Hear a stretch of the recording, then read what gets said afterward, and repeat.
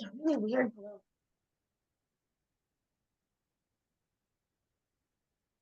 There we go. Okay. Sorry, guys. Okay, hey everybody. So housekeeping, like I always do. My name is Professor Kelsey Coase. I am a professor here with Divination Academy. If this is your first time being with us at Divination Academy, we are so happy to have you. I am so excited that you found us. We are a pagan academy. We really believe that education should be free and accessible to all. So that's our philosophy, and that's what we do for you guys. We have lots of awesome professors that do lots of different topics.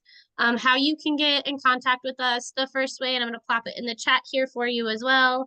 The link is going to be our Facebook page.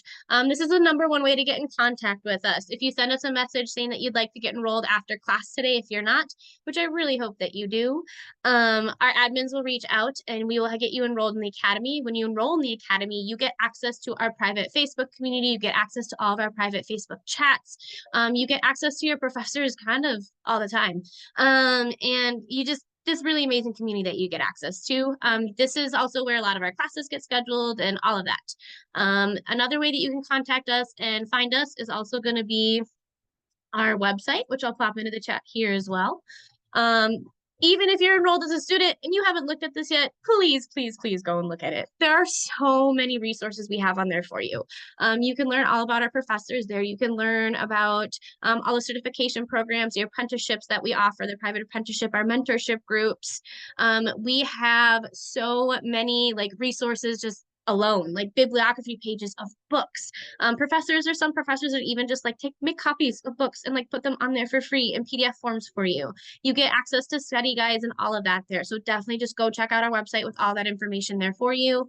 And then the last thing I'll pop into the chat for you is going to be our YouTube page. This is where most of our classes will end up recorded and posted to. All of my classes get recorded and posted there. That's something that I definitely agree with and choose to do for you guys. So it will be there for you. And then you can go check out all the other ones that are there. We have so many awesome topics. Right now we have over 100. A bunch of new ones just went up too because Alex is amazing and she worked really hard last weekend to get a bunch up for us. Some of my old ones are there as well, so you can go check those out. I do have some on shadow work, dark goddesses, and there's just so much there. So outside of that, the only other housekeeping we have, if you've been in class with me before, you'll hear it again. I always just like to introduce a little bit about myself. So again, I'm Professor Kelsey Coase. I am a solitary practitioner. I have been practicing for about 15 plus years. Most of my study is through reading and going through knowledge and text and going through that way. I have worked with a lot of different masters on a lot of different topics, such as witchcraft, magic, pagan traditions, pagan religions, pagan cultures, shamanism, spiritual work, just a lot of different things. I am a great practitioner. I pull from both sides, light and dark. So you'll hear me a lot of times talk about maintaining balance and duality. And then I am a mystic, so I pull from literally everywhere. I gobble up all knowledge possible. So when, like I said earlier, when I go through this class with you, I'm going to bring in all the different forms, places where sacred contracts, soul contracts, Akashic records, where they come up, where the ideas come from culturally, historically, where they come up in magic practice and spiritually. And then I will also explain to you my view and how I view them, how I work with them, and what I do with them. So I hope you guys are excited. Because like I said, we're doing sacred contracts and soul contracts. I love this concept. This concept I feel is crucial to you as a practitioner, to you as a human, to the collective as humans. This idea is just, it's a philosophy that's very near and dear to me. So before we get started and I jump right in, does anybody need the link for the study guide? And does anybody have any questions? Hold on. Yes? Was that a question? Come on.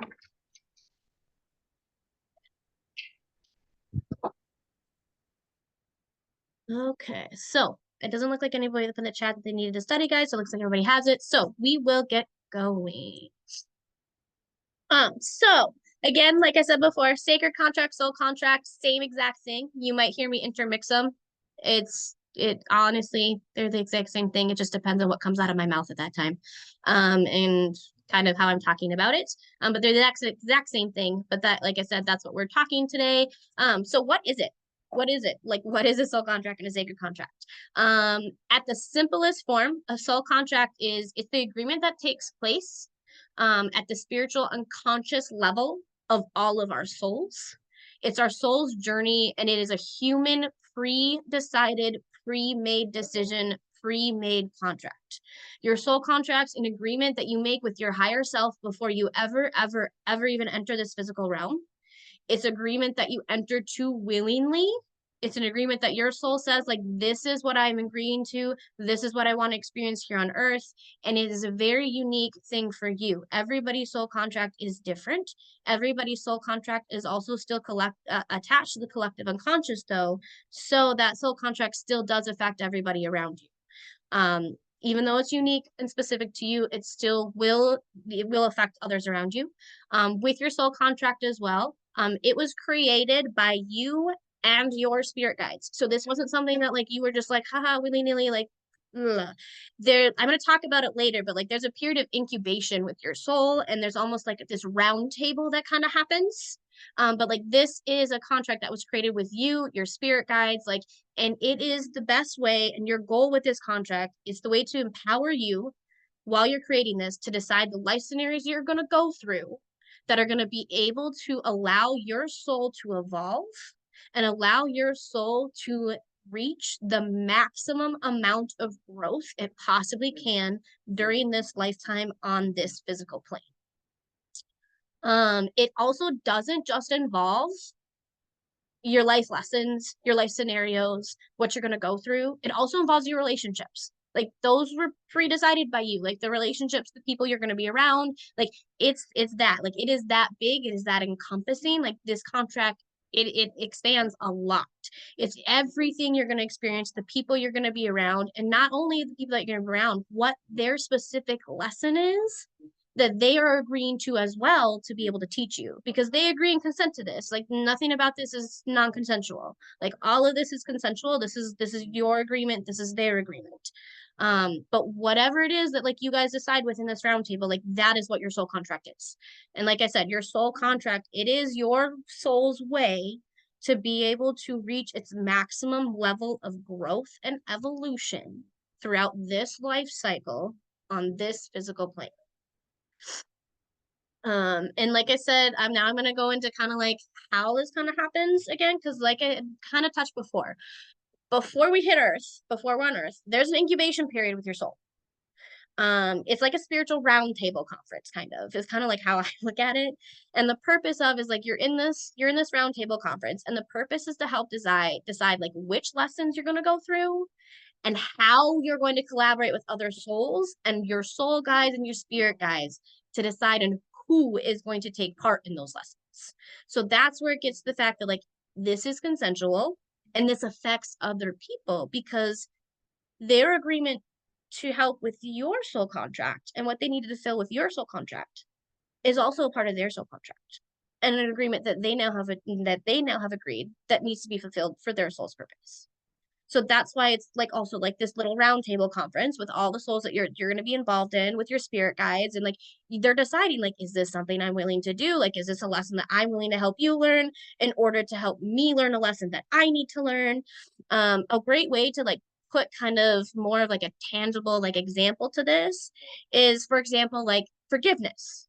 If a big, huge lesson is that you need to learn in this lifetime and something that you have decided as part of your soul contract is to truly, wholeheartedly, radically, fully, completely, body and soul forgive somebody within your soul family, they need to take on that responsibility and decide that it is part of their soul contract to be the one deeply hurting you so that you can learn that lesson. Because you need to that lesson needs to be presented to you in order to learn it. So somebody needs to take on that responsibility and decide that they are going to be willing to do that. So like that's what's also so beautiful about this soul contract concept is like with your soul families, and what makes it so collective is like this wasn't something that you just did alone. Like you did this with the others around you. You did those with who is going to be a part of your life. And like you made this agreement together. It helps you bring that clarity and that understanding.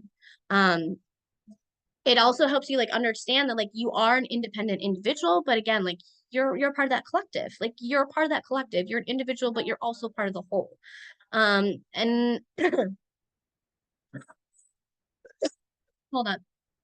Um, Another way that like also soul contracts are looked at, and another way that people kind of really, really like open them up and look into them is also the simple principle of the fact that like you need to be hurt and like learn lessons and like go through the trauma, like and go through those experiences in order to self-develop and grow. So like that's a big key philosophy that it kind of looks at.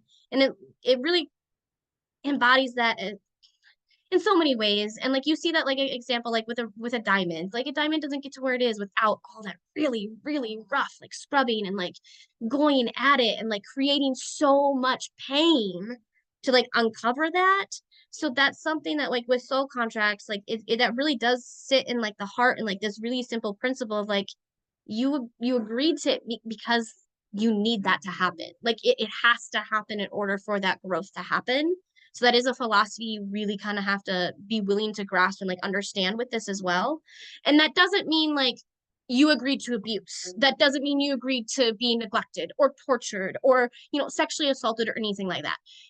Don't confuse like things that are completely like detrimental to you as growth pain. Like those weren't things that like you agree like those aren't things that you agree to. That's where free will comes into a thing. Like things that you agree to are like I said, it's the growth pain. So like you didn't agree to like abuse and neglect and things like that. Like that's not something you agreed to. You agreed to learn the lesson. It's just that other person may not be fulfilling their soul contract the way they should be, and it's gone a little bit too far. I'm gonna touch on that more too, on like because this whole concept of like, well, why would I choose like to live a traumatic life or live a bad life or have these things happen to me? I'm going to talk about that a little bit more too, and a little bit more in depth. But that is part of it, like because of this simple principle. Like you have to have some type of pain to grow and evolve. Like you have to. The other principle that you really need to harness and pull into when it comes to the sacred contracts is you asked for this. Like you agreed to this. Like this is something you asked for and you agreed to. Your soul contract, it dictates your purpose in life. And I'm going to talk about what the difference between a soul contract and a soul purpose is a little bit later because there is a difference. It's literally what is there to help you learn your lessons, to make you feel complete. It's your reason for even reincarnating and being here. Like it's your reason that the spirit has decided like you need to like you need to be here. So like you ask for this, it's consensual. Like you really need to grasp onto that. Like this is a very consensual thing. And I'm gonna touch again here in a minute. Like we do forget it, and there's a reason why. To also kind of help us with that. But okay, so before I go into the next chunk and kind of the benefits of why, I'm gonna peek back here in the chat and see if there's any questions. And do you guys have any questions so far?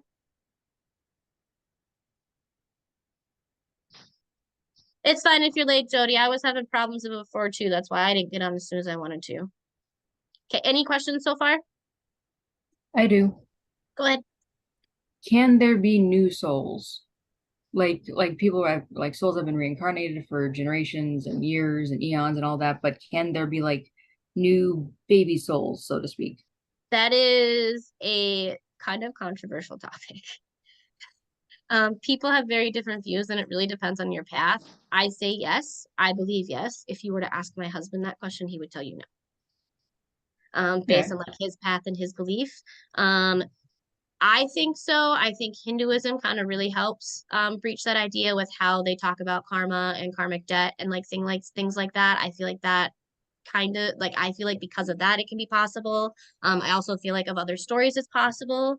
Um, but like if you ask other philosophies, it's all the energy in the universe is already here. Like it's already here. So like can you like you can't balancing itself out, it's tugging and pulling, like can you really add something new to it?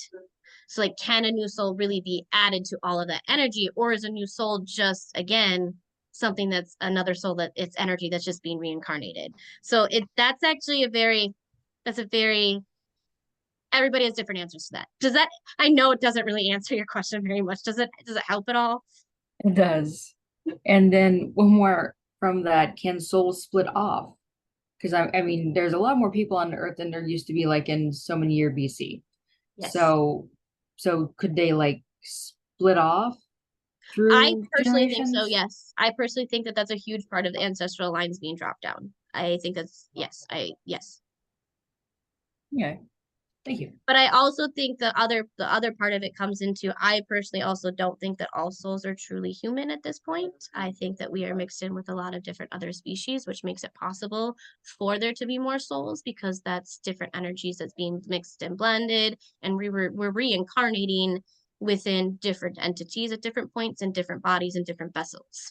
So because I hold that belief, like and a lot of practitioners do, but not all do, that also tangles into that a little bit to where another reason why I feel like new souls are possible because there's those energies, there's those other energies we're mixing in. I mean, I know wholeheartedly like I'm not just plainly human and I'm totally okay with that and I accept it and I wear it like a badge of honor, but not everybody believes that. Does that help at all? It does. It does. It actually makes a lot of sense because I'm pretty sure I was a dog in a past life somewhere, and I love it. Oh, I love that too. But you post this class on YouTube soon. So I don't have control of when it gets posted. Alex, our academy director, she reviews every single class before it goes on YouTube to make sure we're not going to break like any of her YouTube's weird little rules that they have. And so they don't like pull a class and like make us have to take it down. So as soon as she reviews it, she posts it. And like whenever she posts it, I always will let you guys know. She's been really good at getting them up pretty quick though, but it will get to YouTube as soon as she can review it. Okay, any other questions?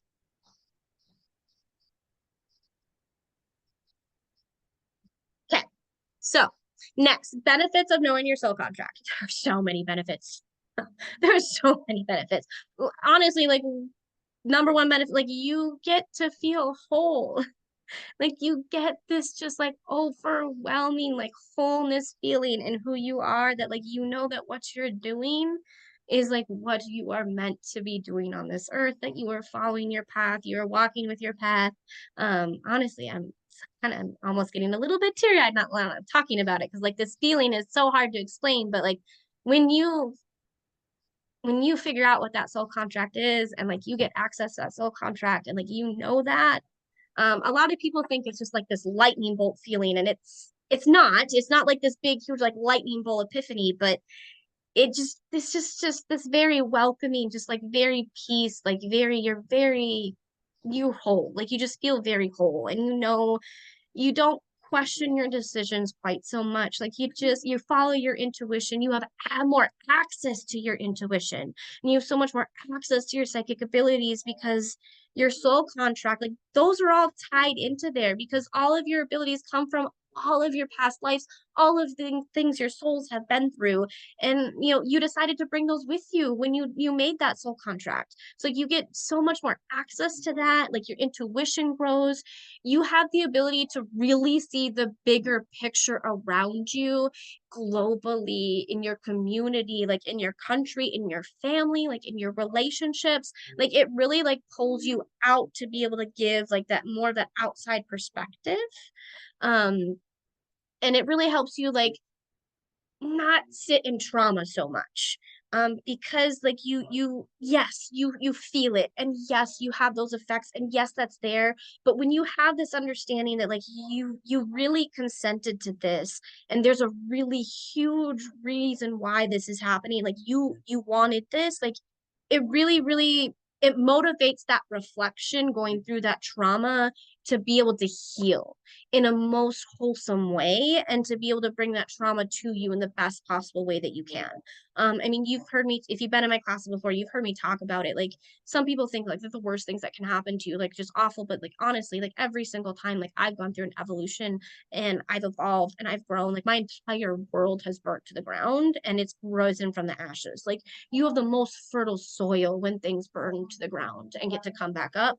So like you like getting to experience that and like you really wholeheartedly enter that while you're going through it when you know your soul contract and like you know that this is part of it. um It also helps you like stay away from more of like your false desires and giving into your impulses and like not doing like only doing things that are going to do harm for you and things like that. So like that's another benefit for it. And again, like to me, like the biggest one is you really get to feel whole when you know that like you are on the right path, you are doing what you're supposed to be doing. Um, you can't hear me. Can everybody else hear me?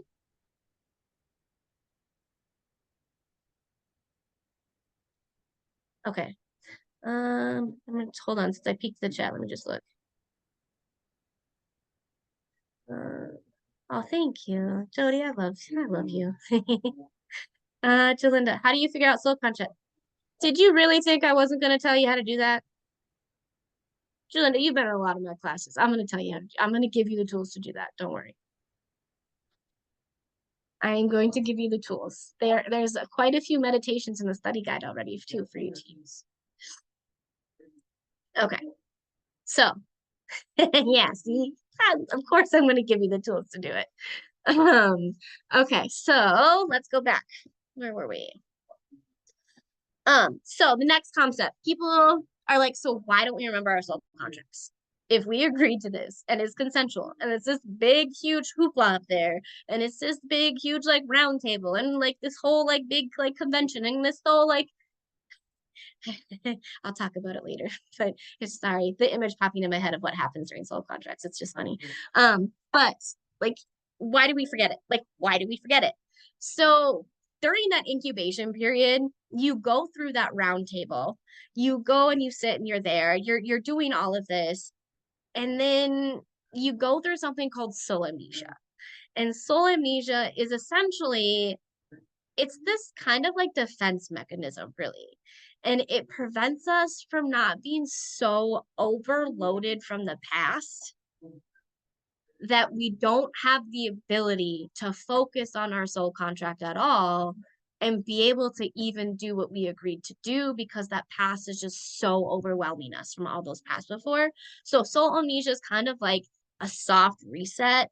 It gives ourselves permission to like start with a clean slate and truly actually learn the lessons we agreed to learn without previous assumptions, without previous judgments, without previous traumas being there. Now, can we gain access to those things? Absolutely. I have done a lot of work to do that. It's definitely a thing. But like that is why this soul amnesia happens is it's you can't it's to make sure that you have the ability to truly learn those lessons. And again, like I said, so you don't get overloaded. It's really so you don't get overloaded. Like I don't even like. Could you imagine like a computer holding like one small like computer, like one laptop holding all of your lifetime's knowledge in it all the time, all at once, and you have access to it. All it's just all right there. That's where it's stored. It's not going anywhere like the cloud or anywhere like that. Like just there. Like that's a lot of information to be overwhelmed with. So like to me, it makes I hate it. Like, yes, do I hate it? But it also makes absolute perfect sense for us to actually be able to learn the lessons that we need to learn, like I said, without previous assumptions, without previous judgments.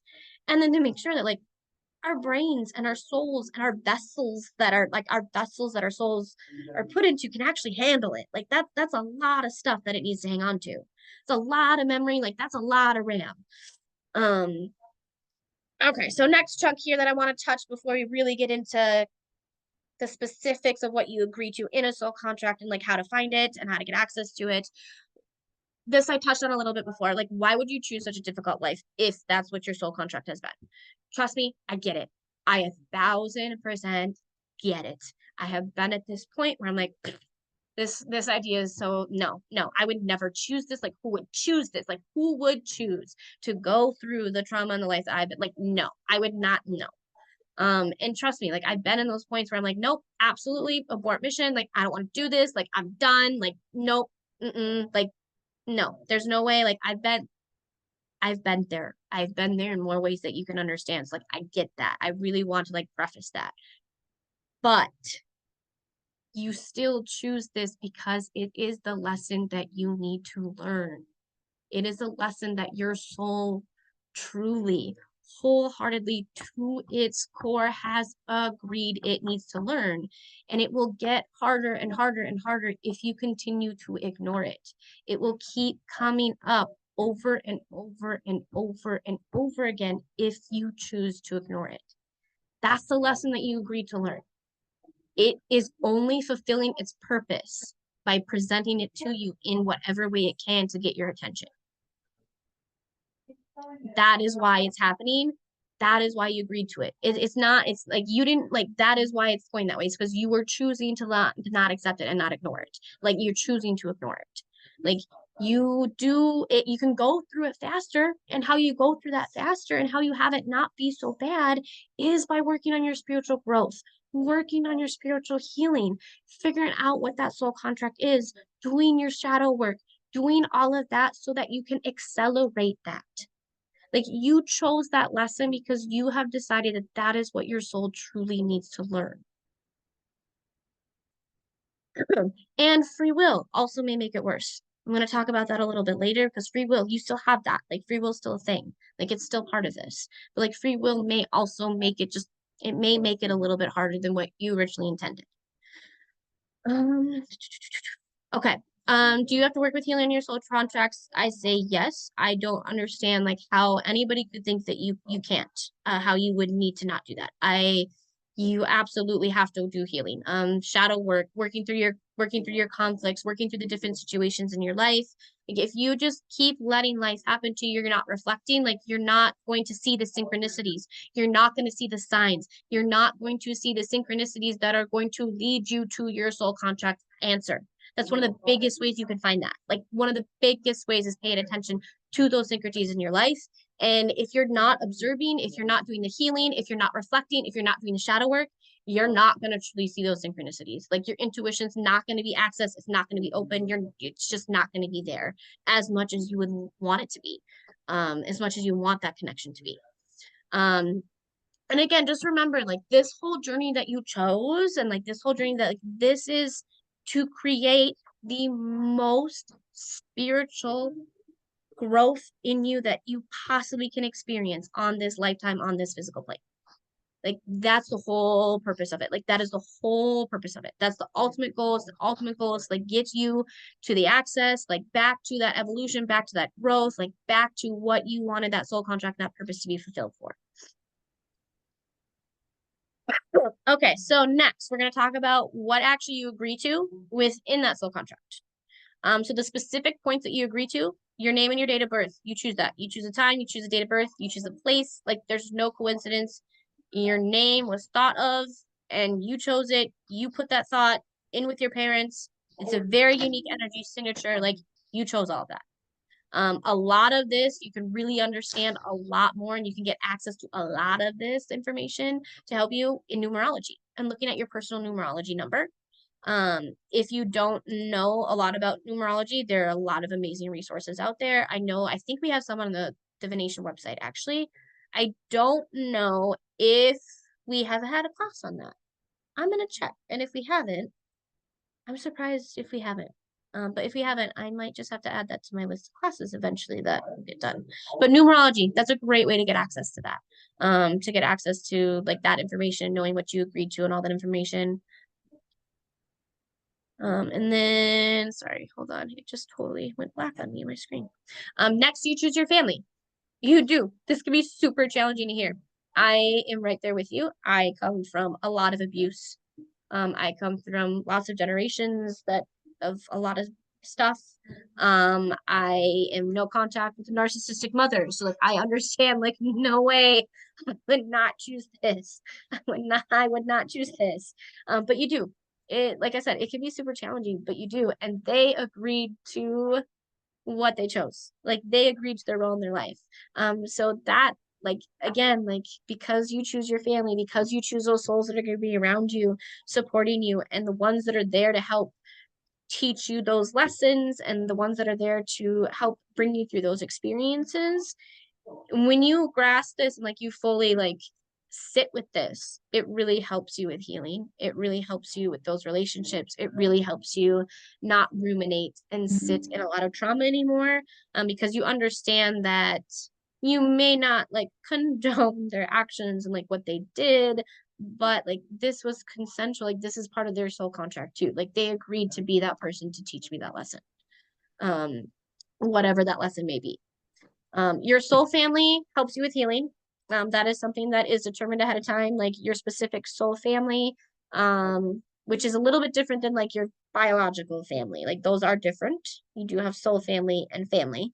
I'll touch more on soul family a little bit later, but they are different. But your soul family is literally here to help you heal. Whether it's something either in your past lives or from this lifetime, it's whatever it is, like that's their purpose. And like you have decided who they are. That is something in your soul contract, like that is predetermined. Like you will meet them. Those like, oh, it was fate, it was destiny, like whether it's friendship or what, like that's what that is. Like that is those moments, like those people, like you predestined, like you chose them, like that is those are the souls that you chose to be there to help you heal and support. Even if it's just a painful lesson that they're teaching you, like they agreed to it, like you mutually agreed to those. um Another thing that number four, another thing that you agree to, your life events, your specific life events, like very specific ones that are there to help evolve you and get you to a higher state of consciousness, whether they are good or bad. You decided both of them. Like try not to hold judgments when you're looking at this. Like try to look at it as like each event that has brought about some type of elevation, some type of evolution, some type of reaching a higher state of consciousness, awareness, spiritual journey, like wherever you are in your path, like any of that, whenever you felt those things, like those events, you decided all of them, good, bad, all of it. The other point that you decided and created within your soul contract is you do have free will. Like you do have free will. Like that is in your contract. You incarnated on this planet at a specific time in a specific place for a specific purpose, but you have the free will to decide, am I going to do that? Like, am I going to fulfill my soul contract? Am I going to live my soul purpose? And B, how I'm going to do that. Like, you get to choose those, like, you get to choose that vehicle. Like, essentially, kind of like how I look at it, this is kind of where like destiny and fate kind of comes in. Fate is the outcome. Like, fate is the decisions. Fate is seen as like, actually, I'm taking this back. I'm flipping it. I'm doing it all wrong. Fate is fate is the decisions. Fate's the decisions on how you get there. Fate is the decisions. Fate is the mode. Fate is the vehicle. Fate is the energy flow that with which you are on. And destiny is a thing that cannot be changed because that's the experience that you chose. Destiny is the experience, the destination. And when you really look at it, destiny is literally just to experience the absolute unconditional love of the universe and your complete evolution into your higher consciousness and your self growth. So, destiny is the thing that you can't change, and fate is the decisions, fate is the vehicle, fate is the free will. Like, fate and like free will to me are like very, very similar. Like, fate's that movement, fate's the mode. Like, destiny is a thing that you really can't change. Like, destiny is the destination. Like that's the end goal. That's the end experience. That's like I said, it's experiencing that unconditional love in the universe, experiencing that wholeness within yourself. The next point that you choose within your soul contract is you choose death. You choose the moment you're gonna die. You choose how you're gonna die. Like that's predetermined. Like your death is predetermined. Once you fully accept that, it really helps you understand and release like any fear, pain, or attachment to that. I can speak to that from experience. I view death so differently than other people around me because like I don't have that attachment to it anymore. I just really, really don't because I fully understand like I chose when I'm gonna die and how I'm gonna die. And that's a lesson in and of itself that I chose to learn. And I will reflect on that when I'm in my incubation period. So like that's like it really helps you like connect to that. And even like when I lose others in my life and I've lost a lot and a lot that are important relationships, like you just look at it very differently. Okay, let me just check the chat here. I can't imagine my entire soul's contract. How do you handle that kind of energy once you finally figure it out? Okay, so for one, like you end up doing a lot of protection and a lot of grounding. And two, I'm going to talk about a little bit later, but you have the Akashic records, so you don't have access to like all the information isn't always there all the time. Like you know what it is, and you have the way to like access it, and you have that ability to access it when you need it, but it's not always there like all the time because you still have the Akashic records. And I'm going to talk like again, I'm going to talk about that in a little bit. So with respect to that, when you when you go through traumatic events and you sort of come out the other side of them, and I think it goes without saying, most people, you go through a traumatic event and you come out the other side and go, holy shit, what a ride, like, you know, that was crazy.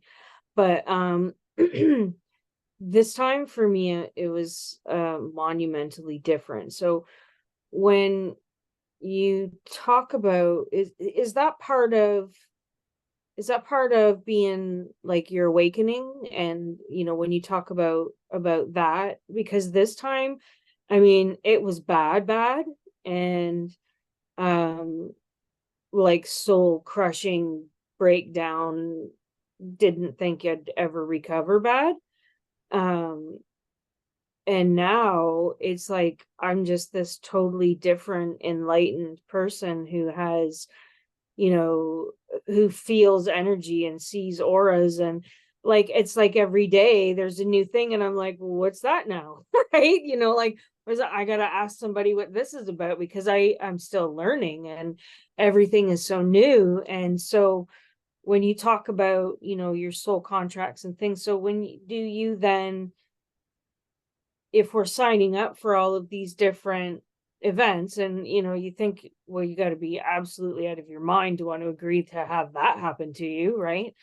um but obviously that's part of your growth and it's part of your lessons, and maybe you're meant to be here for a healer, and maybe you're meant to be here to do what you do, and maybe you're, you know, once you realize what that is. But those people in your life, because I'm not gonna lie, my cutoff game is like, it is on point. And when you're done, you're done. And I don't, like, you no longer exist to me. And I don't, and I've never been like that before. I was always like the proverbial doormat, and always the, hey, come and, you know, it's okay. And oh, I'll forgive you for the 20 millionth time for the shitty things that you do.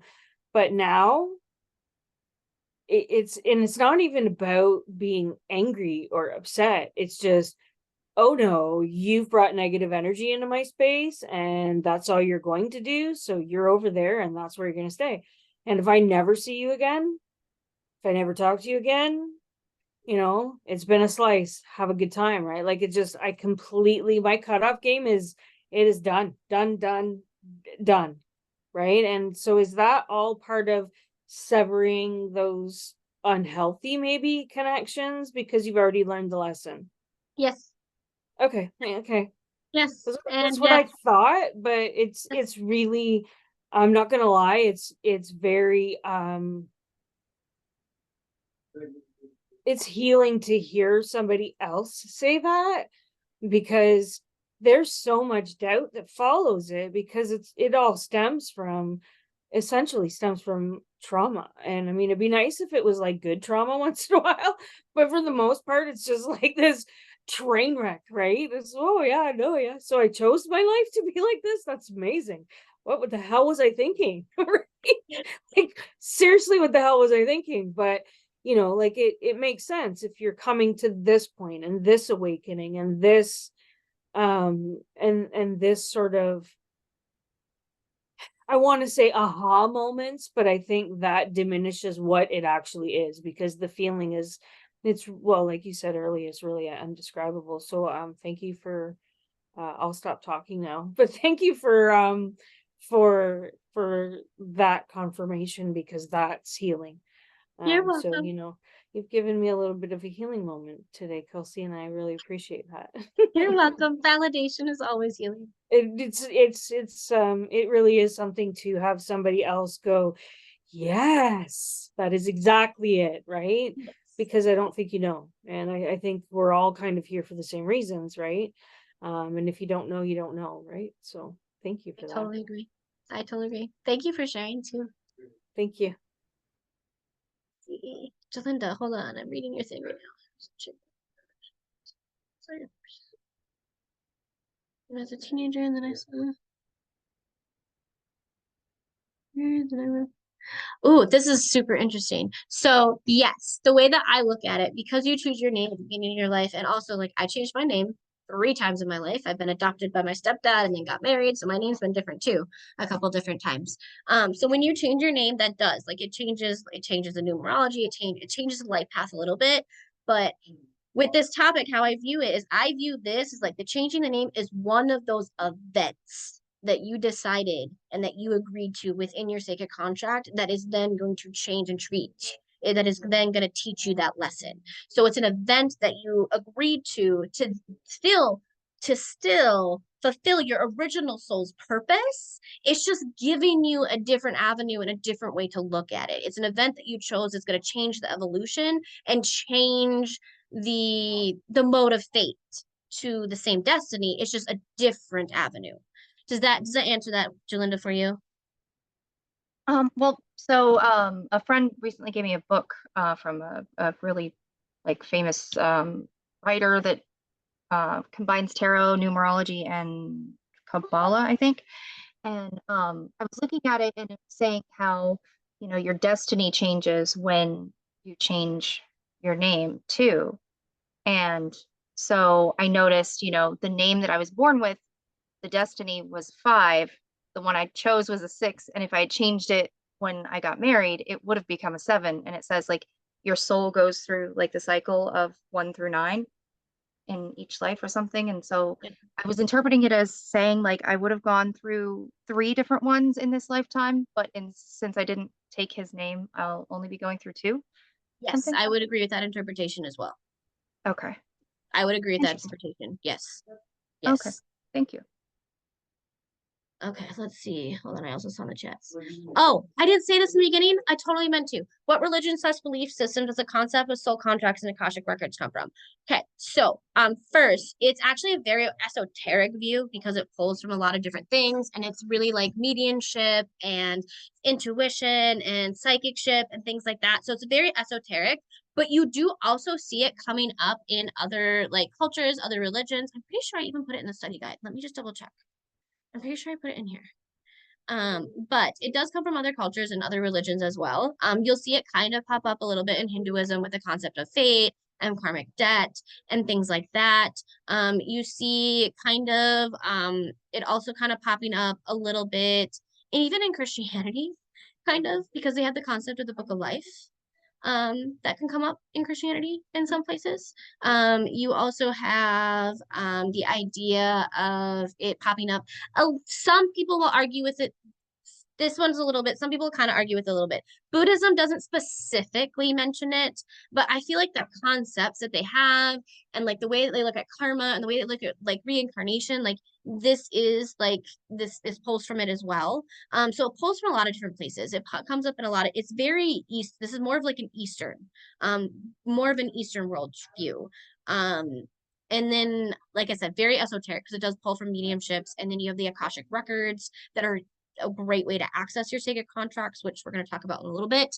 I kind of have to make sure I get done though by at least, I want to be done by 30:45 because astrology class is right after this and I don't want to have people feel late.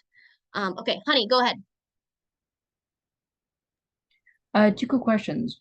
One, if you pick your name, but then change it like with either just changing your name, you already answered that. Never mind. Sorry. Okay, you said that biological family. Now, my biological, I put that in air quotes, family does not have any play with me. They basically just made my actual family's life like living Hades for the 4 years I was being adopted. So, was that like, so when you said like your soul family versus your biological family, that's what I was wondering, are you saying like biological family it as like my family that I was adopted into, or like just Yes, the I soul I biological shouldn't have family? said biological. I should have said physical. That would have been a Okay. much better word for me to use. Oh, okay. like your physical family that like you like the one that is the one that like you, yes, the one you're adopted to, the one that it's both. Yes. Some people could also say, I've heard that sometimes the view also is that adoptive parents are your soul family because they chose you and they're there to teach you the lesson of unconditional love. And your biological parents may have been there to teach you a different lesson. So I've heard it from both those views. Okay, makes sense. Thank you. You're welcome. Okay, any other questions before I try to jump into the next chunk?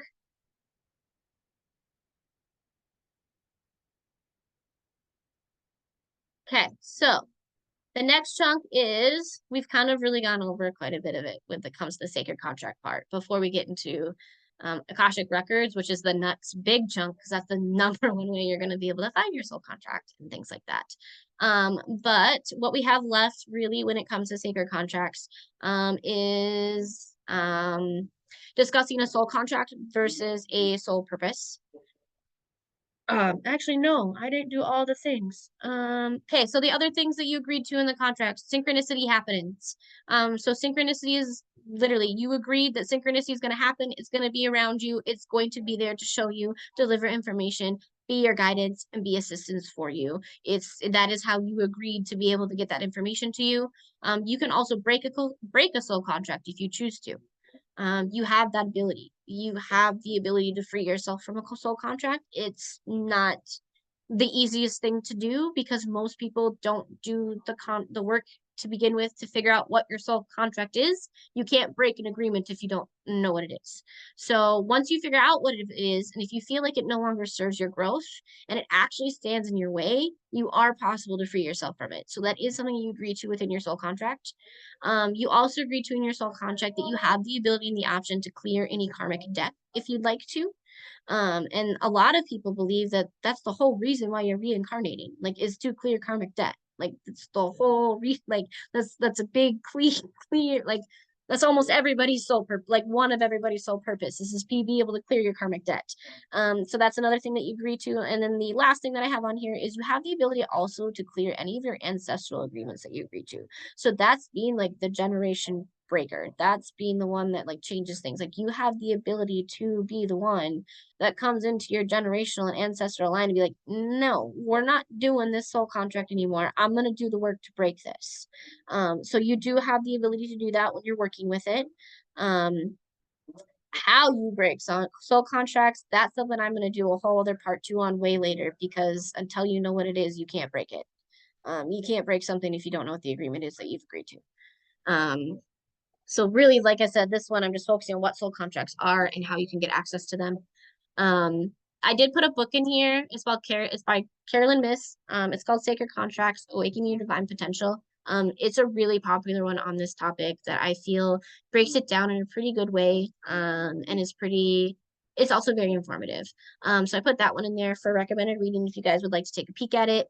And then soul contracts versus soul purpose. So your soul purpose, that's how you actually carry out your soul contract. So that's the difference. A lot of people have a really hard time understanding that. They think that your soul purpose is literally just that's your soul contract. But no, your soul contract, like I said before, it's all those things. It's that big. It's like there's so many things that you agreed to in your life experience here on this physical plane. Your soul purpose is how you carry out and fulfill that contract. A lot of people kind of look at it as like a divine like job description, and that you have like the specific path that you've chosen. That can be true.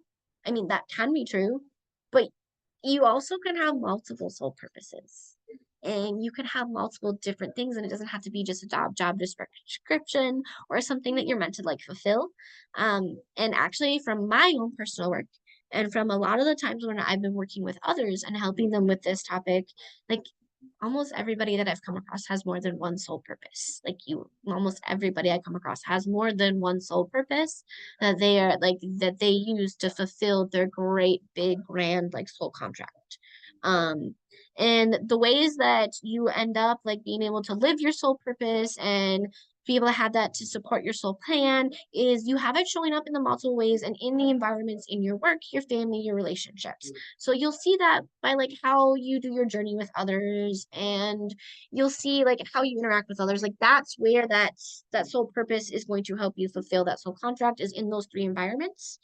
And try really, really hard to not attach any like judgment or expectations or the how of like how you're going to fulfill the soul purpose. Like, because it's not, it's never, I don't, you know what, from what I've learned in almost every teacher, it's never going to be what you think. It's literally never. It's never gonna be what you think. I have always thought that I was going to be, you know, a healer and a teacher and like all of this, and it is not manifesting in any way, shape, or form the way that I thought it was gonna be.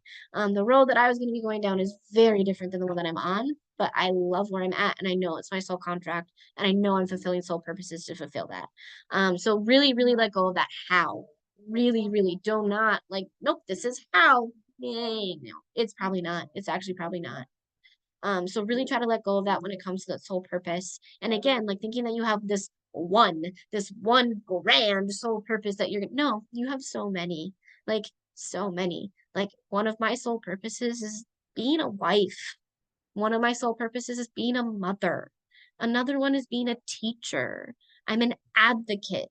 Like I have more than one soul purpose. Like you don't have this one soul purpose, this one little box that you need to do. Okay. So next is other cosmic spiritual connections that you'll be a part of, that show up a lot. They're not like, they will be in your spiritual contracts, obviously, because they're part of the soul family and they're part of the people that you've decided to be around you and the souls that you've decided to be around you. I put the definitions in here because I feel like a lot of people get confused and they don't know what they are. But some common ones that you'll experience and be around are going to be twin flames. So that's actually somebody who shares the same soul with you. It's a super big connection. It's full of synchronicities and things like that. Soulmates are a little bit different. They're an instant connection. You feel like you've known them before, but you know, they're separate entities. They're typically the one that you marry and they help teach you self-love. And then you have your karmic partner. They're not an easy relationship. They're usually really hard to let go of, but they are meant to be there because they're meant to teach you probably one of the biggest lessons your soul contract has to teach you. And one of the biggest lessons that you didn't master in the previous lifetime. And like I said before, like there's a lot of different soul connections that you're gonna have. Those are some that you'll experience, but every single person that you meet is a soul connection. Every single person that you meet is the potential for to be a spiritual companion, for soul's growth, anything like that. When it comes to like discovering your true soul family, and who they are, it can be super impactful. The reason why is because it helps you feel really not alone. It gets you into the environment to where like you truly have the ability to heal. It really gets you into that foundation of being able to create strength, movement, and growth. It also lets you be able to like have diversity around you, but also with complementary skills that are gonna like really help your soul flourish. Like they're your soul family. Like you guys were in a round table, like in the incubation period with your souls. Like they're your soul family. Like it's the collective of all the souls that you've agreed to. Like it's the powerhouse. They hold your like your emotional balance, your stability. Like they help you with all of that. And finding them really, really helps you have that connection. And honestly, like finding them it's not easy. Like sometimes it just kind of like happens. It's just through synchronicity. Sometimes you can be intentional about it by finding your soul contract and doing like that. Personally, and for most of my teachers, like it's really hard to go out and intentionally find your soul family. You can always go out there with the intention of meeting others and like looking for that soul connection, but I haven't found like any like methods that are like, hey, say this chant, say this prayer, do this meditation, and it will reveal who your soul family is to you. It's really, they're revealed to you through the connections that you make. And I just like to reiterate, like I said, I just wanted to point out the different connections and like what they can offer you when you do find them. Some other ways that people might show up to you as well based on your soul contract is you're gonna have people that are gonna be the reminders. They're there to remind you like what you're worth and who you really are.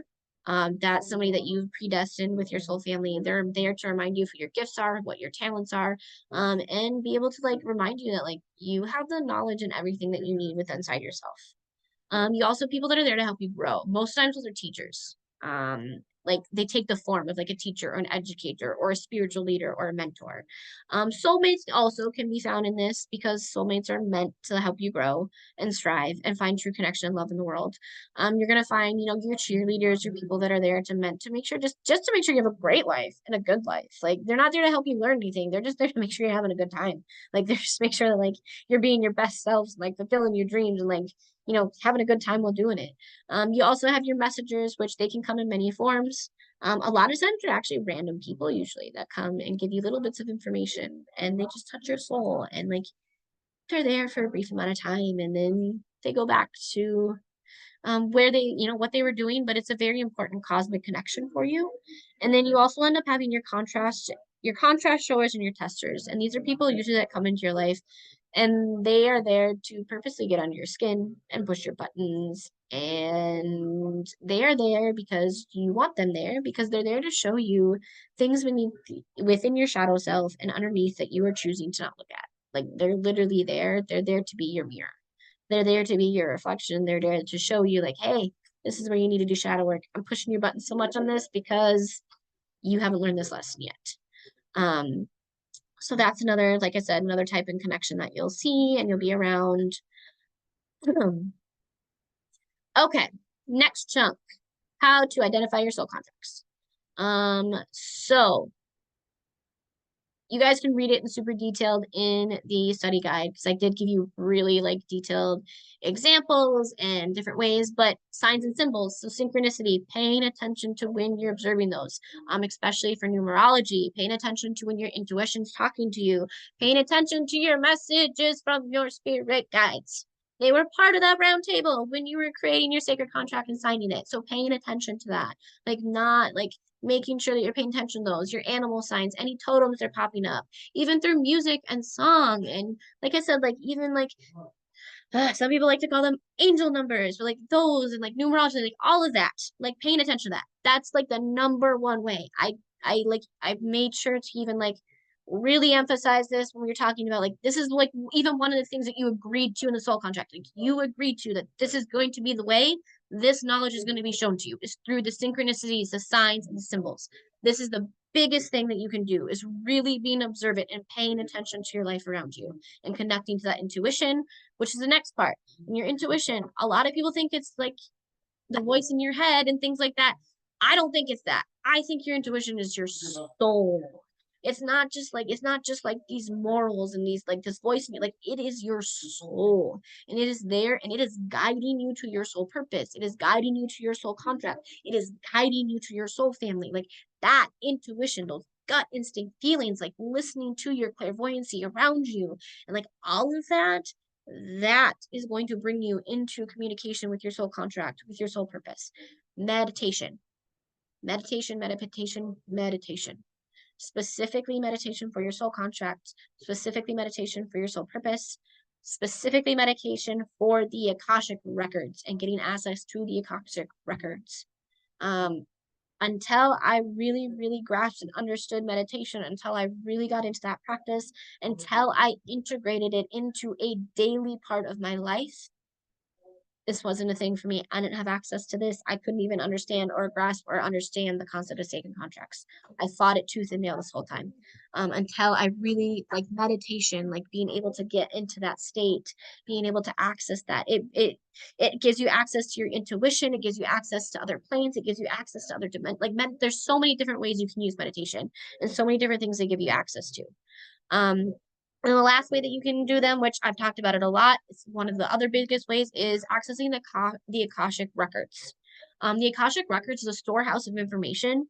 It records all events that have ever been stored from every person, from every planet, all their thoughts, all their feelings, all their emotions, intentions, desires, mistakes, challenges, everything. That's the Akashic record. It's a spiritual database that contains all of the knowledge, all of the wisdom of the universe, every single helpful tool, every single negative tool. Like it is the database of everything. It's the spiritual database of the universe. That's like accessing that is going to lead you to be able to access your soul contract and your soul purpose. So before I really dive into sacred contracts, let me just peek back really quick, see if we have any questions. Oh, 24 new messages. Oh goodness. Okay. Let me go up. Let me go up. Let me go up. Okay. And your twin flame and soul may be the same person. Some people say no. I say yes because I'm living it. So some people say no. Some pastors and some practitioners say no. I say yes, Jolinda, because I'm living it. Yes. Yes. Thank you. Lucy. Thank you. Because you called the guy that I went on the date with my soulmate. But in the explanation of this, he sounds like both. And I'm Yep. like, it really feels like both. Yep. Yep. I'm living it. I wholeheartedly agree. People can fulfill more than one role for you. I am living it. Right now it's not, yeah. I'm living it. That's gonna be my answer. Did you see right above that though that Alicia asked if the karmic and the twin flame can be the same?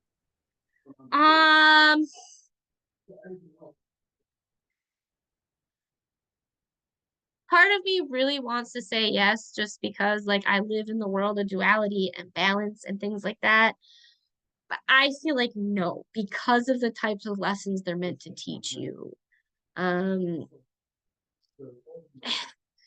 it's a lot of, I mean, yes, yes, I mean, yes, yes, yes. I'm gonna go back. I'm gonna say yes. Alicia, I'm gonna agree with you and say yes.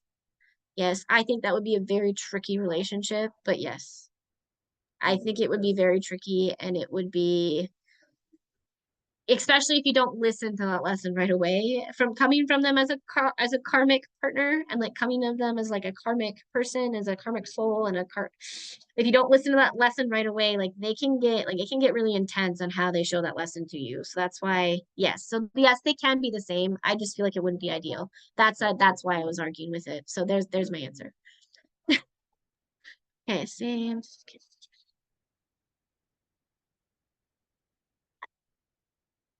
Okay. Jody, just try to ground yourself and make sure you have your lapis lazuli by you. I should know. Today's weird way out there, energy is maybe about someone. Yeah, there's a meteor shower happening. What about somebody bullying? Can that, yeah, 1000% that can be karmic. Because they're, yeah, 1000%. They're not doing it in a very kind and loving way, but yes. Awesome. I am so happy for being here. I'll see you guys. I hope you come to another one.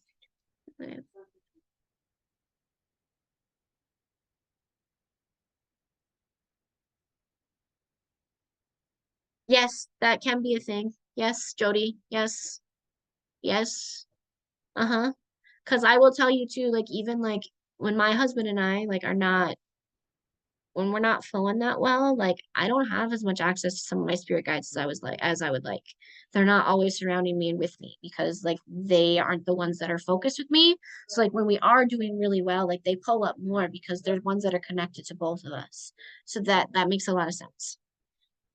TV and music synchronicities, yes. I'm so sorry. I had a karmic almost take me out of this life and then into another. I'm so sorry. Jody, I'm sorry. I'm sorry. I'm not though, because I think that it just all taught me so much about who I am as a person. So like I think you go through the phases of being sorry about, and sorry for yourself, and you can live there. Lots of people do live there in that sort of mindset of, this was bad and that was bad and whatever, but you have to. I mean, and I don't know. I think that I view things differently. Like I had this conversation with my son yesterday and I said like I don't see it that way. I don't want to dwell in the trauma of this or this shitty thing that happened over here. What I'm going to dwell in is the fact that yep, that happened, it sucked, but I'm here and I'm so much better for having learned and experienced life, so that I don't know, if you go through something, or your sister, your brother, or my friend, or whatever, I'm it makes you stronger as a person. It makes you learn more about you as a person. So that's what I'm saying. Like, this whole process is really validating, because I don't think that I actually correlated that with this process of awakening until just now, right? Until so I'm thinking things and I'm typing it out and I'm like, oh well, she just said it, I'll just delete that message, right? Like, so, and intuitively, and like having spirit guides. So when you talk about, sort of meeting your twin flame, I do believe that I've met that person. Now, is that person going to be a lover to me? Is that person going to be a partner to me? I really don't know at this point, because I'm still leery of that, because I'm not in any hurry to have anybody, hurt my heart again, because, I mean, that's still a possibility, right? So, and twin flames, everything you hear about them, it's good, it's bad, it's good, it's bad, it's ebb and flow, it's pull and push, you know what I mean? Very And Evan. right, and it's like that. And I mean, I've known him for 10 years. He's been in my life, but it hasn't been like that. So this all, it's very enlightening to sort of go, oh, so that's what this was about. And so I think, once this is done, um there's probably a lot of things that I'm gonna realize once I sit back and really think about this class today, and actually go through the study guide a little bit more. And because right now I feel like it's rapid fire. Does that make sense? Like, it's just like and I'm like, holy shit, oh my god, no way. So that's kind of where I'm at right now. I don't know about anybody else, and I'm, so it's just it's cleansing, it's enlightening, but it's also emotional. So I'll say that I'm it's glad a though, but yeah, no, I'm me too, because it's really, and to hear you talk about it, it's amazing, right? So let's see. What am I seeing here? Okay, somebody asked, and I think I meant to reply to it, but yes, you can PM me directly. Students always can do that. So that's my answer to that. Jalinda, do you believe you can have more than one soulmate? I've heard people say yes and no. So I say yes. The reason why, because look at what the soulmate's purpose is. That's why I say yes.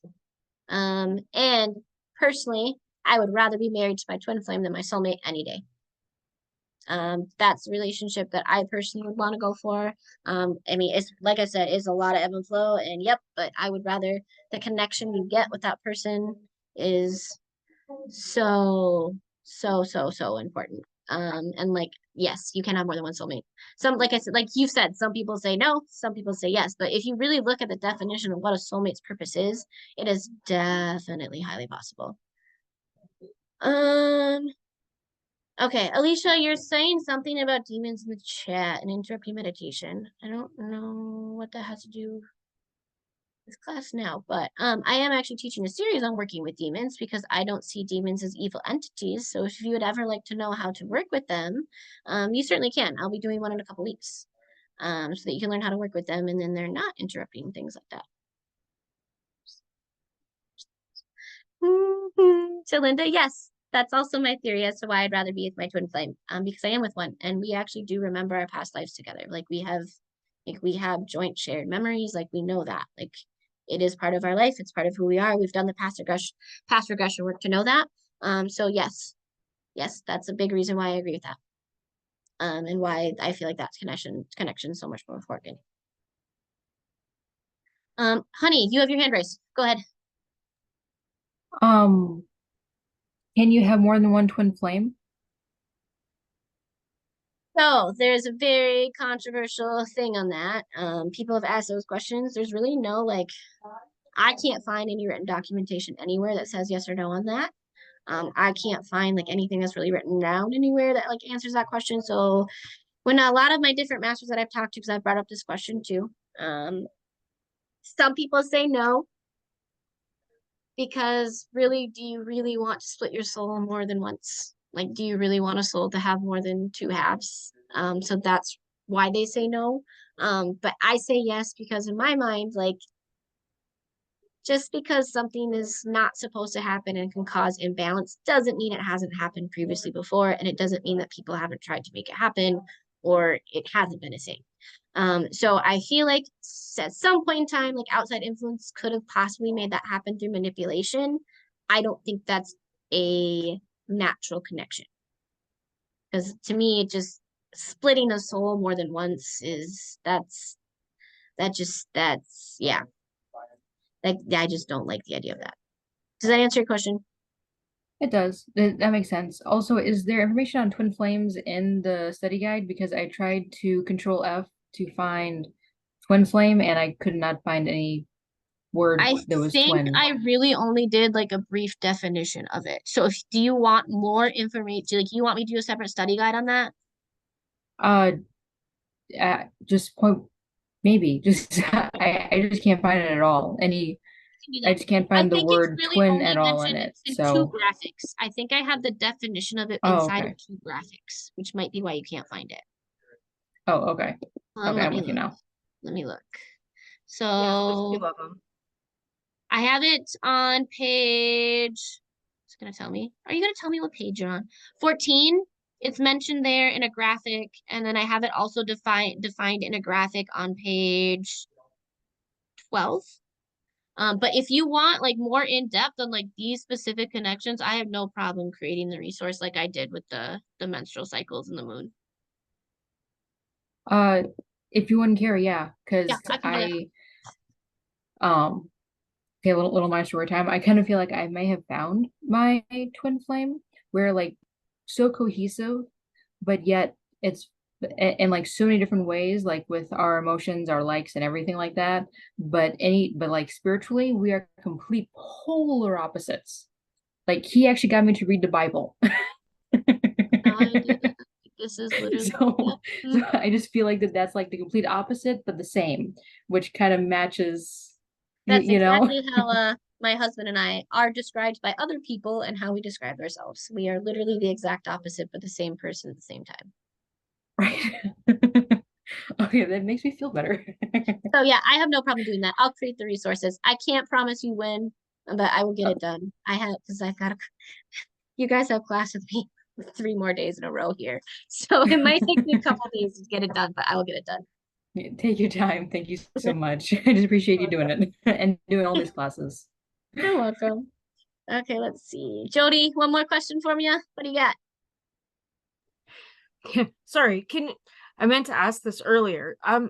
So animals, Yes. can it the because I see every creature as a sentient being, right? When I look at animals, when I look at bugs, and as much as I hate spiders, they creep me out.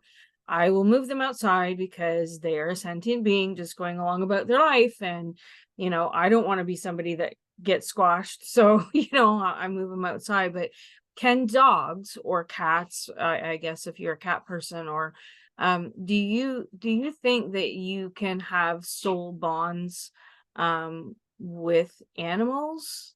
Like Yeah.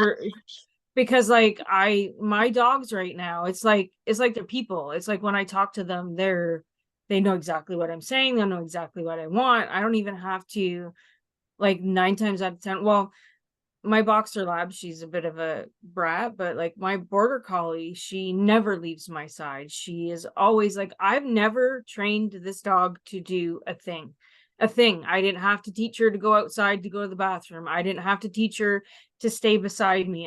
All I just was, all I've ever said to her was, Lucy, don't do that. And she's like, oh, sorry, dude. Right. And off she goes. So I wonder, like, can an animal present itself to you in like in a reincarnation? Because I think we all get reincarnated into different types of sentient beings throughout our soul contract. So dogs can be soulmates, you think? And 100%, like yes, animals of I any kind? 1000% agree with that. Based on my personal beliefs and based on my readings on how reincarnation and karmic debt works, yes, 1000%. Beautiful. Thank you for that. You're welcome. Okay, so I'm gonna jump back into talking now. If you guys have more questions, just put it in the chat and I'll try to get into it. Just because I don't, like I said, I want to get done to make sure that I'm not overlapping. I don't want people to feel like rushed because there is astrology class right after this at 4. So Akashic Records. Again, I talked about it before. Like it's that spiritual database. Like it's where every word, thought, emotion, action, planet, being, consciousness, soul, personality, idea, everything is recorded and put there. Some people like to think of it as like an actual like physical library, and it's like it's this physical space that like everything's like recorded in and into. Others look at more as like this high vibrational like aspect of more of like the terms of it's the electrical neurons and impulses like within the computer that hold the memories in the computer. Like people look at it like that. It's like the storage space, the memory of of the whole entire universe's computer system. Some people, like I said, they look at it as like a physical place. Some of it look at it as like a non-physical place. Some of it look at it as the Akashic Records is like literally its own pocket realm. So there's a lot of different views on like what the Akashic Records actually like is, like if it's physically something, if it's its own realm, if it's just like this other plane and dimension that we have access to. You can choose like how like it'll come up to you how you're going to connect to it, and how like that's how you're going to be able to access it that way. I have come at it from both directions of looking at it from me going into the Akashic Records as if it's this big, long hallway with lots of doors that lead into different sections of libraries with books. You pull out that specific book, you open that book, you get access to the knowledge within that book and that what you're looking for. I've also used it and accessed it more in a way of this high vibrational, this high frequency energy, this high like energy net of information that you go into and you have the ability to get access to. And so like I said, there's many different ways to view it. It may present itself to you in different ways. Those are the different ways I've used it, in those 2 different ways specifically. And just remember, like, you're always receiving information from the Akashic Records, like always, like whether you're consciously aware of it or not, whether you're awake or asleep or not, like you're always receiving information from the Akashic Records. The difference is when you access them, you're being intentional about the knowledge and the forms of and like how you're going to be accessing it. You're also accessing it usually for the intention of healing. Typically, you should be accessing the Akashic Records like consciously with that like aspect of healing and receiving information for growth, evolution, your sacred contract, all of that. Also, I love accessing the Akashic Records to do collective and conscious work. I talk about that in almost every single one of my classes. It's so freaking important. And I feel like so many practitioners and teachers don't talk about how much we need to start working with the collective conscious. And your Akashic Records gives you that access. Like it gives you that access to like so much information to be able to do a lot of that unconscious collective work. I had briefly touched about this before, but the brief history of the Akashic Records itself. So Akasha actually is a Sanskrit word. It refers to aether, which is described as the 5th element, which is spirit. So it's actually a Sanskrit word that we used. And then it was established by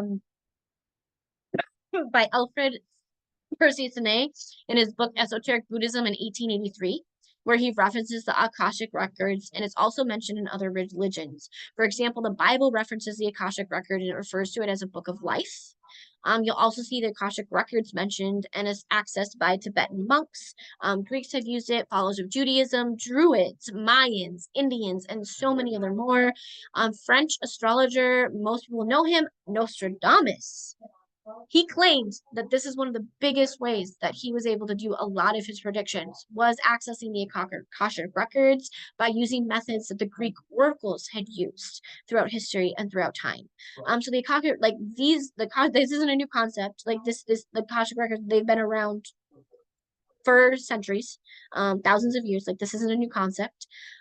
Where they're located, like I said, everybody kind of like has a tiny bit of a different view, but essentially like it's this vibrational body, like it's this intelligent information, it's stored, it's in like some people think it's another dimension and like a pocket dimension of its own. Some people think it's still on this plane right attached to us, but it's just it's in the ether. That's kind of like the best way to kind of like say that. It's in the ether. It's almost like the best analogy is the Akashic Records is the universe's cloud. To try to make that kind of like more modern and a little bit like easier to understand, like the Akashic Record, like that's the universe's cloud. Can you access others' records? And if so, is it more? I'm gonna touch on that, honey, actually. I'm gonna come back to that. I'm gonna come back to that. But because I am gonna go over that. I'm gonna come back to that. But yes, I will answer that. So how are they updated? Because it's a bot, like it needs to be updated. So like they're updated through like our personal experiences. They're updated through like our soul intentions, our purposes, our points. They change. They're multidimensional. Like it's a library. It gets updated actually by Archangel Metatron. If you've been in 10 Shuts sigil classes, he's one of the first ones you meet when you go through the patchwork and the life tree. So it's a very like I actually see this mentioned through a lot of different places. Like the Metatron's the one that like allows you access to that. I've seen him there before. You don't always see him. Not everybody sees him. He's like I said, he's not just like sitting there, but like because he's the spirit that and like universal spirit, like kind of like communication and like all of that. Like that's a big reason why he's there. And then they're backed up kind of by like our minds as well. Like when we sleep, a lot of people feel like the information gets downloaded and backed up to the Akashic records while we're sleeping. And then we're also getting access to other information that we've previously stored there. If you've been in my classes before, I don't know if I 100% subscribe to that just because I have great access to the Akashic records. I have very exclusive knowledge of what my sacred contract is. I don't have access to the dream world. I simply don't dream. I have never in my entire life. It's not something I have access to. So if that's something that you would like to work with the Akashic records in the dream world, please reach out to me personally because I do have teachers that I send people to that want to work in the dream world. It's just not something I can help you with because I don't have access to it. And again, I don't 100% subscribe to that theory because I don't dream. So I don't know if that's what's happening for me, but somehow my Akashic record is getting downloaded. So 5 reasons to be able to use the Akashic records is you get to understand your soul contract and why you incarnated on the earth. You get to be able to shed light on your relationship patterns and your soul purposes and your plans for who you're going to be around in your soul family. You get to find energetic balances and imbalances in both your physical body, your energy field, and every area of your life. When you access the Akashic records, you can gain insights on how to best attract and create wealth as well in abundance. And then you also get to discover past life memories. That's one of my favorite part of the Akashic records, is doing past life regression work. So how to access the Akashic records. So I really have only found one method that really works for me, and across a lot of teachers, I've really only found one method that really works. I have heard Paul, or Professor Paul, talk about possibly being able to access the Akashic records through remote writing and like automatic writing and doing it that way. That's not a skill I have, and I haven't come across that. So I really hope he's thinking about teaching a class on that. I hope he does, and that may be another way to access the Akashic records. So I'm just going to throw that out there. But from all my studies, all the teachers and like masters that I've worked all the like texts that I've read, it's really only through meditation to access the Akashic records. I've never found any other way. I've tried to be able to just access the energy and call in the energy. I've tried doing it through invocation and prayer. I've tried just calling to it. It's such a big system that like you need, like I haven't found any other way to access it. So meditation, that is how you access the Akashic records.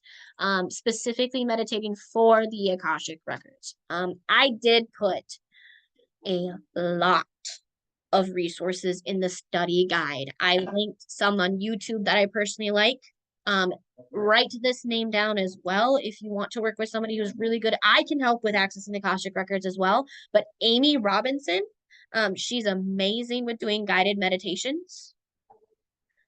She's amazing with working with the Akashic records and getting you access to that. Also doing it in like a group setting. She's really good with that. So you can do guided meditations for getting in the Akashic records. You can also enter the Akashic records by doing the meditation on your own. That's what I usually do. Like I said, I wrote out even some that I use. I have it down line for line for line of like how you need to do these meditations. Make sure when you go into the meditations for accessing the Akashic records, you need to make sure there are two main goals and two main areas and two main things that are always a part of it. You are sending a request to be able to receive information. Like you are sending the request to be able to receive the desired information that you want, and then you are waiting to receive that message. Like it's a two-part fold when it comes to doing the Akashic record meditation. So like this does also take a little bit more time than other meditations because you are sending the request to receive that information, and then you need to wait for that information to be received to you and downloaded to you. When you are doing the meditations for the Akashic record, it may show up in different ways. Like you may actually physically go to the Akashic record. It may show to you as a, like literally bringing you to the place. You're going into the room, you're opening the book, you're reading the page. You can physically see what's written on that page and read that information. That's a possibility. It may also come to you through just symbols that it's showing you. It may come to you through other intuitive, clairvoyant ways, whether it's smells, hearing, thinking, feel, like so many of those different ways and emotions. It may just be symbols and synchronicities that are going to come to you through images while you're in this meditative state, accessing the Akashic record. So you need to like be aware of that. Kind of how I view it too is like when you're in there and you're going to access, it's kind of like you're tuning into like a radio frequency as well. Like you're doing that meditation, like you're going in there and you may start to like get access to that information. You may start to feel it and it may not be quite so clear. So then you need to adjust just a little bit of what you're doing with your intention and your energy while you're in that field so that the message comes out a little bit clearer. Make sure that you're always in a quiet, contemplative place and you're in a space where you can really, really enter into here. I did write out a guided meditation for you that also brings you specifically to Metatron. AKA Archangel Michael, that's another name for him, but I did do that as well. So in summary, when it comes to the Akashic records, like it's like I said, some people look at it as like this collection of records library, this whole place, but it's really like it's this energetic field that like you get access to where all the information is, because it's not just, to me, like describing it as just a library kind of like downsizes the information that you have, because you're not just getting access to like the chronological information, you're getting access to the intention, the feelings, the emotions. Like you're getting access to all of that intent and that energy that's behind that as well. You're gonna get access to that and get access to that information. So like this is a very like energetic field and energetic place for you to be in. It helps you, like I said, develop your psychic abilities. It like this, the Akashic records, they give you access to your sacred contract and your soul purpose. When you go into the Akashic records, like you have the choice to choose the information that you're going for. When you go into them looking for your soul purpose and your soul contract, like it's going to open that up and give you access to that. And give you access to like also pointing out to you like the synchronicities you may have been missing that were already in front of you to help you understand that. And again, it can help you access information on your past lives. Accessing information on your past lives is, to me, incredibly crucial for healing. You can't, like, you're gonna have wounds that are like, if you've done my womb healing class, like you have wounds that are a part of you from before you were even in your mother's womb, that are a part of you. Like you have wounds that come from past life. I personally right now am doing trauma therapy with Professor Danielle and working on past life regression. Like I thought I had done a lot of past life regression work, but I'm still finding stuff. Like there's still stuff and wounds that are coming up that I'm having to release and let go of from 8 lifetimes ago I'm working on. So this Akashic records gives you also access to the information, because like I said, like part of that trauma therapy is giving you access to that. And then when it comes to this, it also allows you to like get access to your higher self. You're no longer going to be blocked with communication. It gives you a much larger view of like a much bigger view of the community, the world around you. And it makes you like walk in through your life a lot more intentionally. like a lot more intentionally when you have access to this information. I think I saw in the chat too that somebody had asked, can you access somebody else's Akashic records? So that's a controversial topic, especially in the realm of those who do this and help people access the Akashic records. Some say no, some say yes. Some say that you can access somebody else's Akashic records.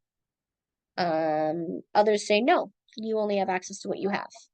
To me, I personally believe if there's a collective unconsciousness and there's a collective Akashic records, it would make no sense to me why I would not be allowed access to the entire collective and every soul within that collective.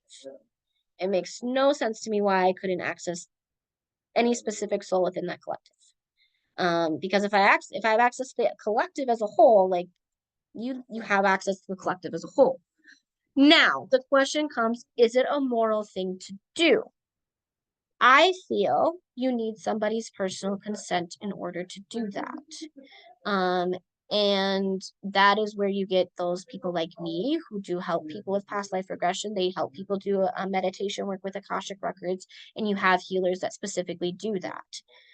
That's also why I say it is possible to like reach other people's Akashic records, because even though like I am guiding you, my energy is still there with you. My energy is still entering with you. My energy is still like it's there.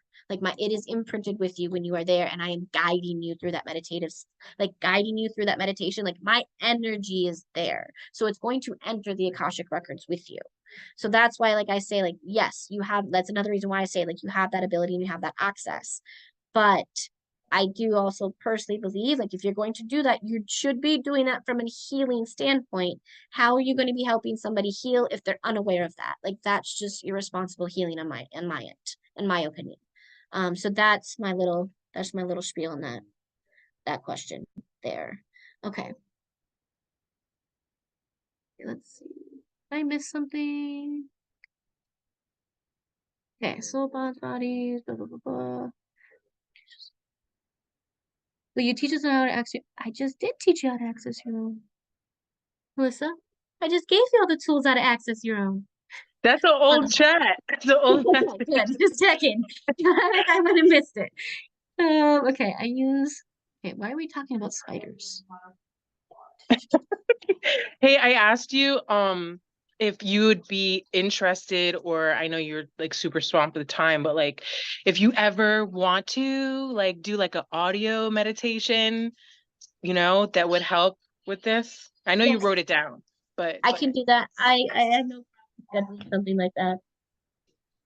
that would be super helpful for me. Like in meditation, I'm trying to read and remember what you wrote, and like, just to hear you say it and guide me through it. That would be awesome. Okay, I can do that. Thank you. Okay. I can do that. Okay.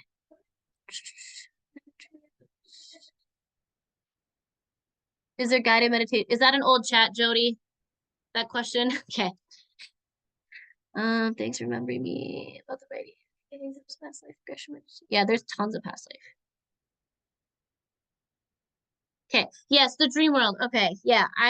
Alex is gonna start a class on this because a lot of people have been asking, especially in my classes, and she's really good at that. And then I'm gonna put I'm gonna get together the resources, the teachers that I've worked with on trying to get access, because I've tried trying to get access to that world, of that realm.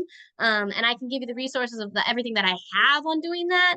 I just don't feel comfortable like teaching and leading on that topic because I can't do it and I don't have access to it. But I can give you all the resources that I have. I have no problem doing that. I can do that. And like I said, Alex is probably going to be doing that. Because it's been asked about a lot. She's got a lot of new classes she's gonna start. I begged her to start doing necromancy, so she's gonna start doing that. Would I need certain numerology references to use the study guide? No, you don't need certain numerology references to use my study guide. But if you don't know your numerology, I would recommend figuring that out. There are a lot of awesome resources to be able to do that, and I can provide some later too. I'd be interested in trauma therapy and past life regression. And is there someone who does this in a class environment? She doesn't do it in a class environment right now. She used to. When I meet with her on Wednesday, Jody, I will see if she's taking on anybody else that she can work with that. I know she's pretty busy, and is that something? It is something I can make a part of my apprenticeship. Yes, I'm not like certified in it yet, but yes, I can do it. I do think you have a lot of the knowledge and the ability to sort of offer us our own tools to maybe help with that. So that's kind of what I meant by like if you know, we can add that too, because if you learn something today and you go, oh, hey Jody, I just actually yesterday, right? So that's kind of what I'm looking for, because like Oh yeah, I find you to be a very incredible vessel with a plethora of knowledge that is just has this amazing energy that I don't know, I so appreciate that. It's just I can't even, yeah, thank you, it's Jody. pretty You're making awesome. me feel so good. Thank you. I love it. But yes, Ditto I what can Jody just said too, by the way. You are thank you. awesome. I love it. Thank you. I love it. Thank you. Oh, I love it. But yes, I'll do like a little thing on what that is and like how to do it. It's an amazing thing. Root therapy is actually new. It's a newer thing. She's actually, and Danielle's like the first one in the United States to be certified in it.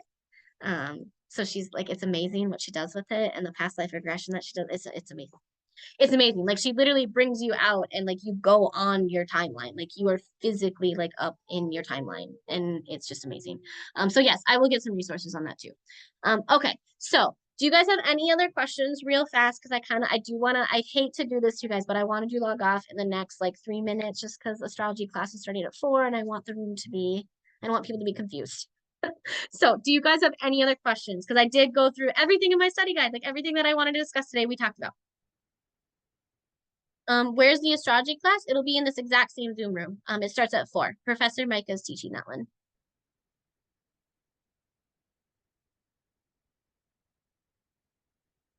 Okay, no other questions on this?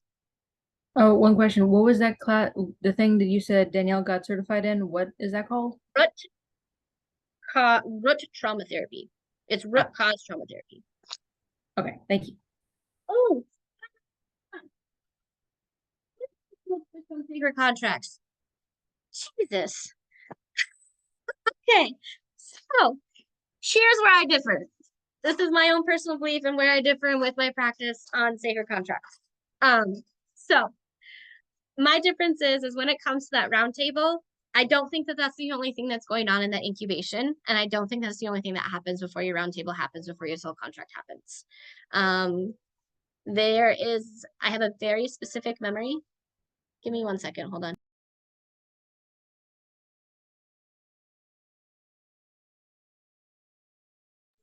Sorry, hold on. I apologize. My son was crying, so I wanted to make sure whoever was that they went to him. But okay, so my change on it is in that incubation period, you're not just with your round table, you're not just doing providing your sacred contract. This is a very, very clear memory for me, and I know that I know what it is. You are up there, you are also reliving your past life. It is like a download for you. Like it is, you are sitting there. For me, like you are on this slab, you are there, you are laying there, like you are reliving, analyzing, processing all of that. Like all of that happens before a soul contract can even be a thing, before a soul contract can even be determined, before you can even start doing anything with a soul contract. That's something that's not mentioned anywhere. They all just think that it's just like this whole spirit guys round table, this quick thing, these things, but no, like you have this period where you are there in this incubation and it is determined on how long it takes you to get through that information, process that information. You have to have some type of like reflection to be able to decide what lessons you even need to learn. How are you going to know what lessons need to be part of your soul contract and your soul purpose if that reflection period isn't there? Like if that information isn't processed and isn't gone through. So that's like my little bit of difference on it is I think that the incubation period is a lot longer than what people think it is. And it entails more than what most practices talk about. Like you need to process that information. You can't just die, you have this very short incubation period, your soul decides what his soul purpose and contract is, and then boop, there you go, Like you have to like how, like I said, how are you gonna know what lessons you need to learn if you don't do that? Okay, so again, real quick, super any questions in the last minute before we go? Can I change timelines accessing the Akashic record? I mean, I think you can see which timelines that you're in, like you can see other timelines, but I don't think the Akashic records are a way to be able to access them. No. I haven't come across that either.